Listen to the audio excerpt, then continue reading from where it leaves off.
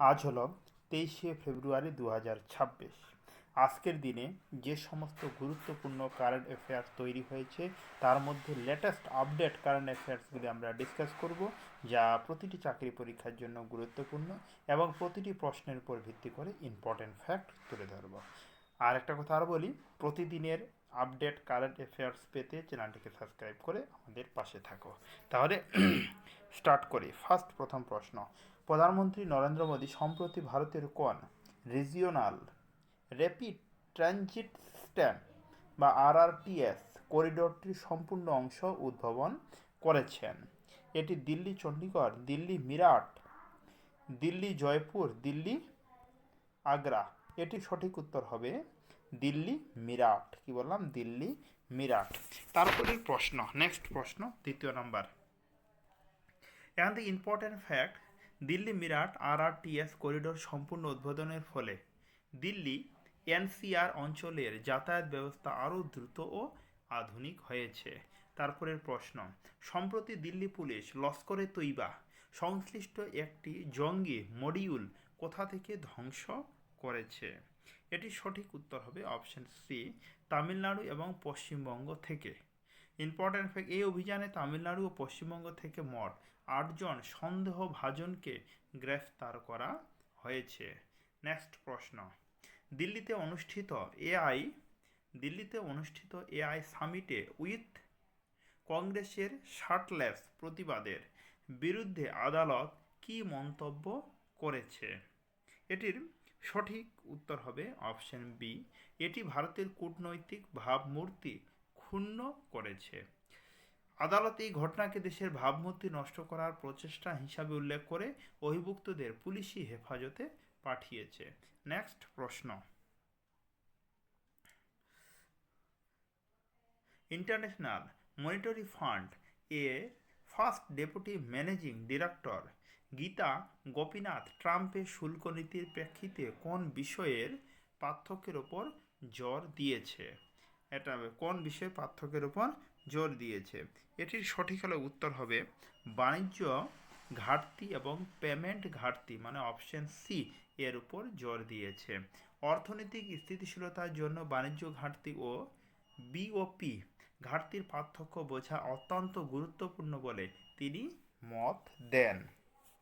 আচ্ছা, নেক্সট প্রশ্ন। তারপরে 2026 সালের শীতকালীন অলিম্পিক কোন দেশে আয়োজিত হতে চলেছে?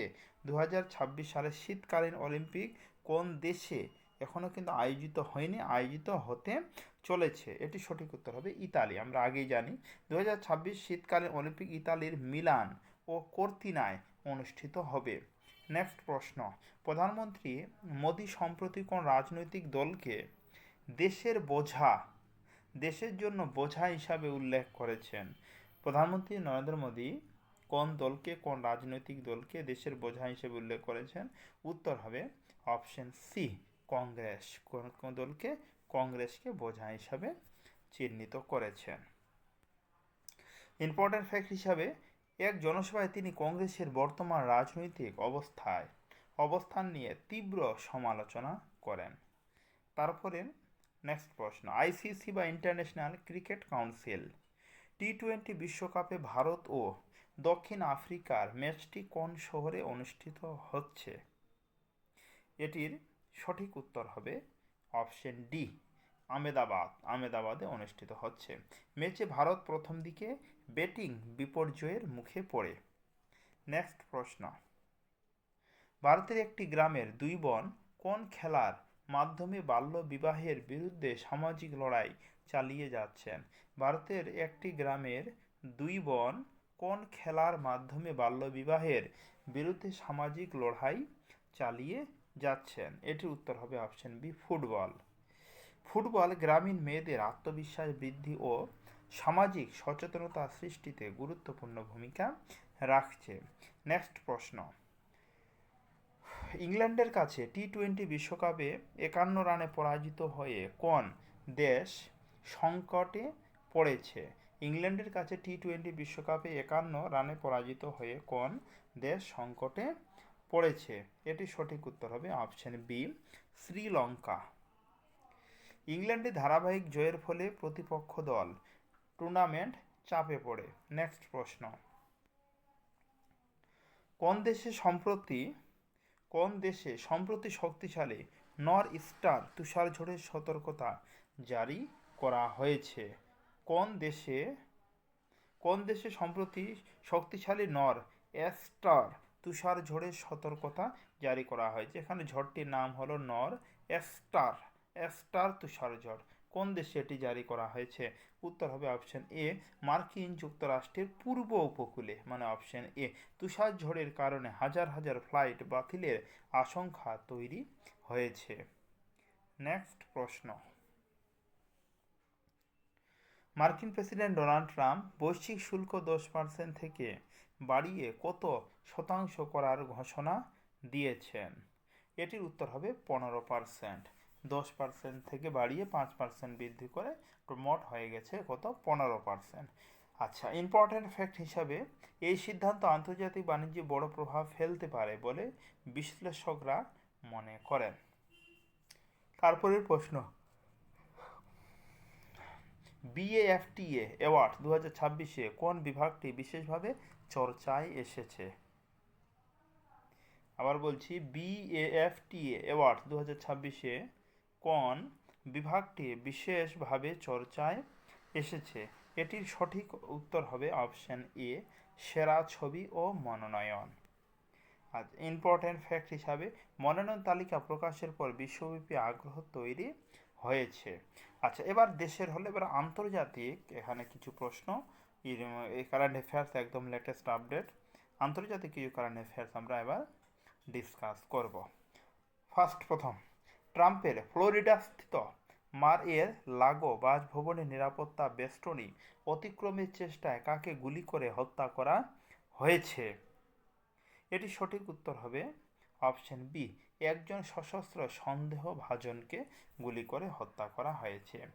আচ্ছা, সন্দেহভাজনের কাছ থেকে একটি শটগান পাওয়া যায়। ঘটনার সময় ট্রাম্প সেখানে উপস্থিত ছিলেন না। নেক্সট প্রশ্ন, শীতকালীন অলিম্পিক এক আসরে 6টি স্বর্ণপদক জিতে রেকর্ড গড়েছেন কে? খুব ইম্পর্টেন্ট প্রশ্ন। 2026 সালের শীতকালীন অলিম্পিকে এক আসরে 6টি স্বর্ণপদক জিতে রেকর্ড গড়েছেন কে? এটি সঠিক উত্তর হবে জোহানেস হসফল্ড কেলবো, এই যে মানে অপশন এ। আচ্ছা, নরওয়ের এই স্কিয়ার এক আসরে সর্বাধিক স্বর্ণপদক জিতেন বা জয়ের নজির স্থাপন করেছেন। নেক্সট প্রশ্ন, মার্কিন যুক্তরাষ্ট্র সম্প্রতি কানাডাকে হারিয়ে কোন খেলায় সোনা জিতেছে? মার্কিন যুক্তরাষ্ট্র সম্প্রতি কানাডাকে হারিয়ে কোন খেলায় সোনা জিতেছে? উত্তর হবে আইস হকিতে। আর ওভারটাইমে জয়ের মাধ্যমে যুক্তরাষ্ট্র স্বর্ণপদক নিশ্চিত করে। নেক্সট প্রশ্ন, প্রায় 200 বছর আগে বিলুপ্ত বিশাল কচ্ছপ কোন দ্বীপে পুনরায় ফিরিয়ে আনা হয়েছে?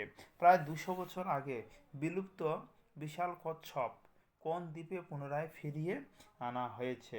উত্তর হবে অপশন বি, গ্যালাপাগোস দ্বীপে, গ্যালাপাগোস দ্বীপ থেকে।